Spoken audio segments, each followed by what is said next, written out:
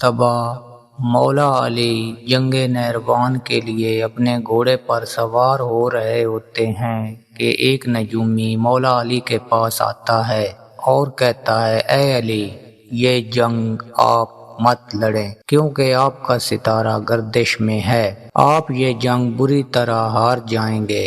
مولا علی اس کی بات سن کر گھوڑے سے نیچے آ جاتے ہیں اور اس نجومی کو کہتے ہیں، اچھا تم ستاروں کے حال جانتے ہو؟ اس نے کہا، میرا کام یہی ہے، میں ستاروں کو دیکھ کر انسان کا حال بتا سکتا ہوں اور آپ کا ستارہ گردش میں ہے، اسی لیے آپ کو بتایا کہ آپ یہ جنگ ہار جاؤ گے۔ مولا علی علیہ السلام نے اس نجومی کو کہا، اچھا وہ سامنے ایک گھوڑی ہے جو پیٹ سے ہے، بتاؤ اس کے پیٹ میں نر ہے یا مادہ ہے؟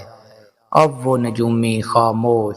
مولا علی نے کہا، تم تو کہہ رہے تھے کہ میں ستاروں کے حال جانتا ہوں، یہ تو تمہاری نظروں کے سامنے ہے، تم تو اس کا حال بھی نہیں جانتے۔ مولا علی نے کہا، اچھا بتاؤ کون سا ستارہ جب ٹوٹتا ہے تو اونٹ پر ایک حرکات ظاہر ہوتی ہے؟ اب پھر وہ نجومی خاموش۔ مولا علی نے کہا، اچھا اس میرے گھوڑے کے پاؤں کے نیچے زمین پر ایک چیز ہے، بتاؤ وہ کیا ہے؟ نجومی خاموش۔ مولا علی نے کہا، تم آسمان کے تو کیا زمین پر تمہاری نظروں کے جو سامنے ہے بھی نہیں جانتے۔